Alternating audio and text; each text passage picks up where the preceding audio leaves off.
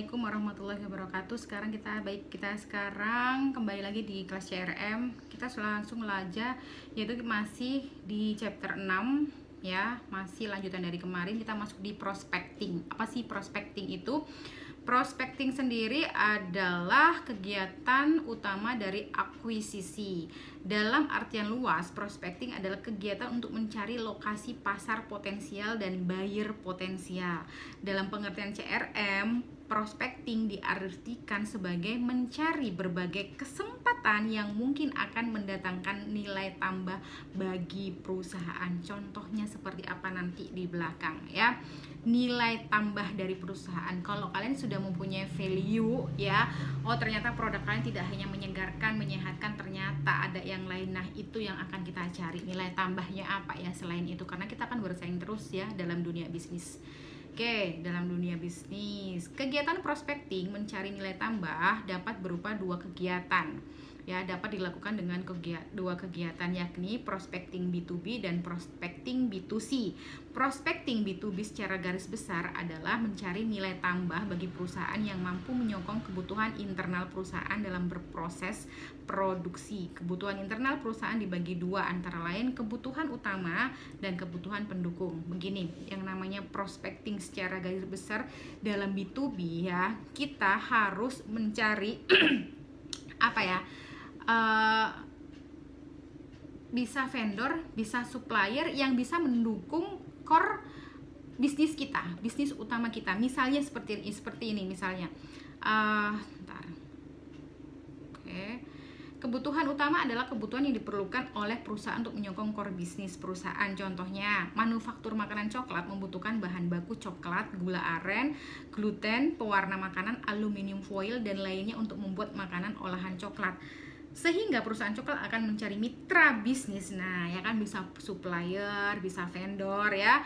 Mencari mitra bisnis perusahaan lain yang mampu menyediakan semua kebutuhan bahan baku utama untuk membuat coklat. Kalau bisa sih kita itu mempunyai vendor, mempunyai partner atau mitra bisnis yang dimana dia menyediakan semua bahan baku utama atau semua bahan baku dalam pembuatan coklat tersebut. Kalau kita mempunyai bisnis sinom, cari mitra yang mempunyai bahan baku yang menyediakan semua terkait dengan ingredient dari sinom tersebut, dari es cendol tersebut. Jadi kita nggak cari kemana-mana, hanya satu vendor dan menyediakan semuanya. Itu namanya adalah prospecting B2B. Secara B2B dulu ya, secara B2B. Jadi secara B2B itu business to business. Jadi kita mempunyai nilai lebih gitu ya. Nilai tambahnya kita itu dari satu vendor aja sudah menyediakan semuanya. Itu bagus untuk kita dan juga bagus untuk konsumen. Jadi kalau kita nggak akan yang namanya, aduh entah iki bahan ininya itu tutup soalnya orangnya, di sana juga tutup soalnya. Nah, kan susah tuh ya. Tapi kalau umamanya cari itu dalam satu itu ya, sudah ada semuanya, nah itu akan lebih enak. Bu, pertanyaannya satu, Bu, kalau umamanya nanti di situ yang biasa jadi langganan kita itu yang di mana tempat itu semuanya ada, tiba-tiba nggak ada Bu bahannya, Bu, bagaimana? Nah, itu juga akan jadi masalah sebenarnya.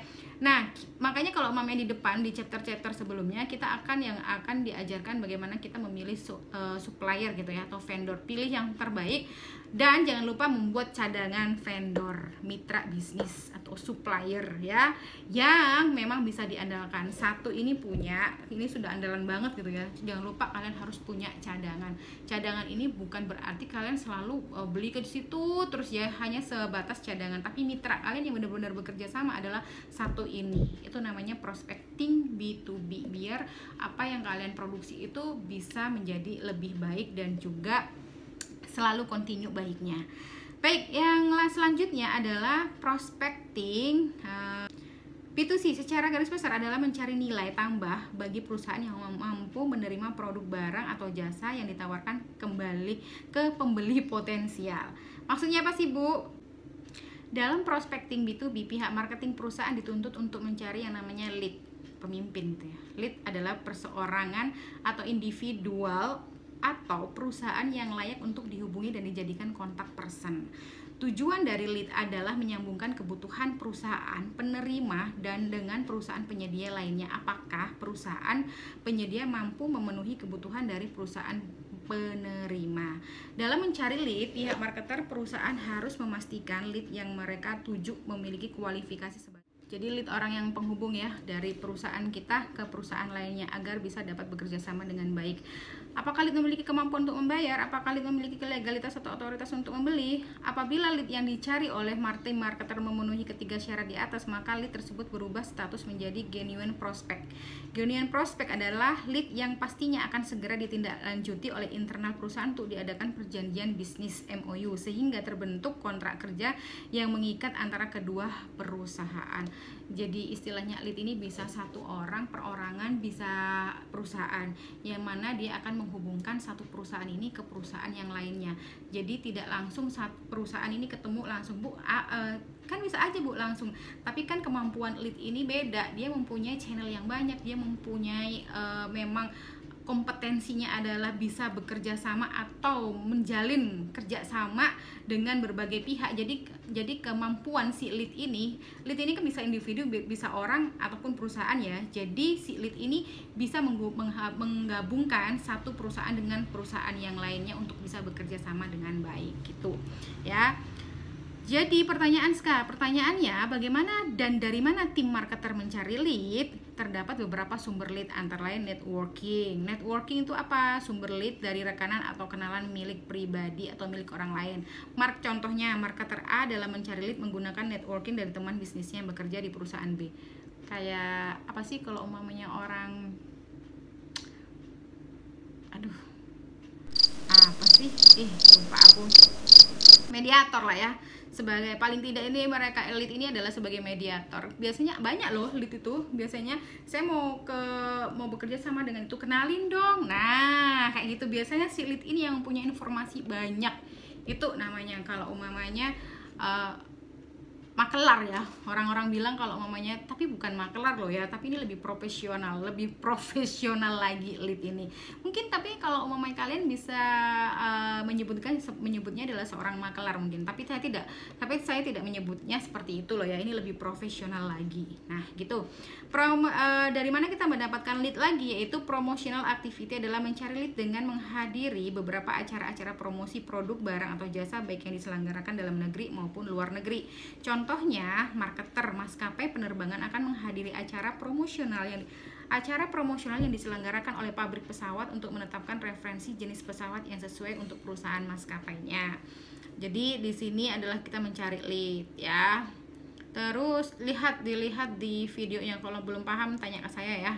Lalu yang ketiga adalah website, mencari sumber lead dari browsing ke beberapa situs web milik perusahaan lain yang potensial mampu memenuhi kebutuhan internal perusahaan mereka. Marketer perbankan perlu mencari auditor keuangan eksternal yang memastikan kinerja keuangan bank mereka. Maka tim marketer bank tersebut akan mencari perusahaan jasa audit keuangan melalui situs-situs perusahaan yang core bisnisnya adalah audit keuangan. Jadi ada yang namanya auditor eksternal. Nah, auditor eksternal itu juga bisa disebut dengan lead yang akan mengaudit terkait dengan perbankan tersebut. Ada auditor internal juga ya. Kalau internal dia yang dari dalam perusahaan, tapi kalau auditor eksternal dari luar perusahaan. Nah, auditor dari eksternal ini disebut juga dengan lead yang akan bisa menghubungkan satu perusahaan dengan perusahaan yang lain. Karena biasanya dia banyak channelnya, banyak linknya juga, seperti itu ya. Lalu dari mana? Dari telemarketing ya. Terus dicari ya, saya tidak perlu jelasin lagi, telemarketingnya bisa dibaca. Lalu kita masuk ke B2C. Berbeda dengan halnya dengan prospecting B2B, prospecting B2C menuntut perusahaan tim marketing untuk aktif mempromosikan, menjual, mempersuasif pelanggan dan masyarakat. Kegiatan seperti advertising, sales promotion, merchandising, dan juga WOM. Jadi kalau berbicara prospecting in B2C itu ada 4 hal tadi ya, langsung ke konsumen soalnya, bukan B2B lagi, bukan perusahaan ke perusahaan, bukan business to business, tapi business to konsumen. Jadi yang dilakukan adalah advertising, merupakan kegiatan utama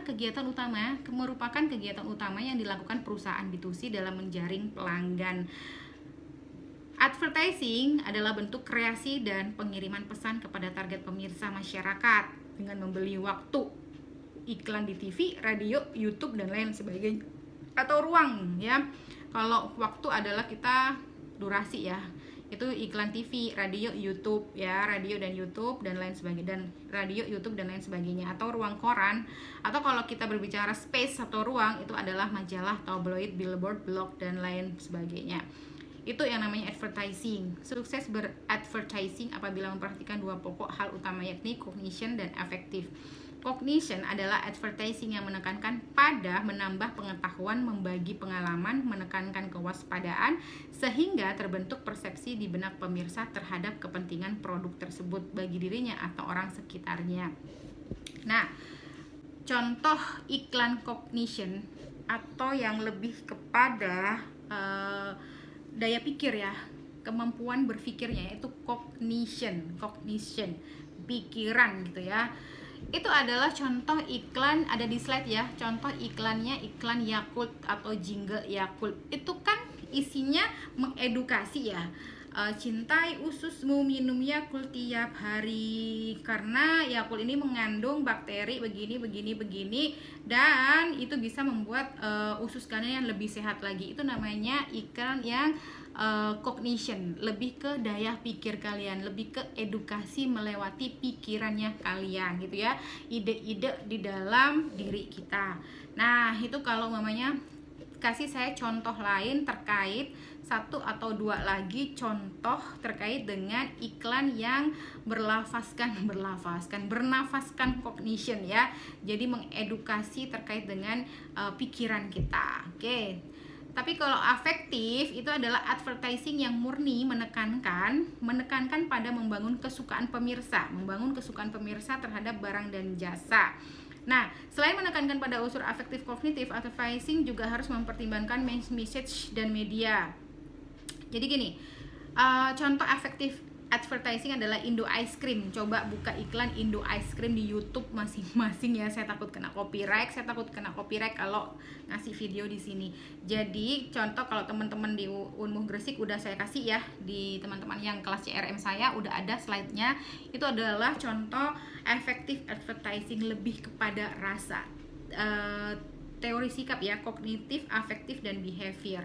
Kalau ini adalah afektif, rasa, mau buat iklan rasa yang menggembirakan, menyedihkan ya, larut dalam keterharuan gitu ya, itu namanya iklan yang berlafazkan atau bernafaskan afektif. Jadi kita main rasa, pokoknya bagus, pokoknya menyenangkan, pokoknya happy. Tidak ada yang terkait dengan edukasi seperti Yakult tadi, nggak ada, biasa aja. Informasinya tidak terlalu banyak terkait dengan edukasi ini mengandung ini mengandung ini, nggak ada, tapi disajikan dengan yang lucu, humoris, itu namanya afektif ya. Kalau mau yang terharu boleh ya, itu afektif juga, rasa. Nah, itu saja. Saya minta juga contoh terkait dengan iklan yang berdasarkan afektif ini ya, 2 atau 3 contoh lagi. Oke, thank you, terima kasih banyak ya untuk ini. Nanti kita lanjut lagi ya untuk terkait dengan prospecting in B2C. Terima kasih banyak. Wassalamualaikum warahmatullahi wabarakatuh.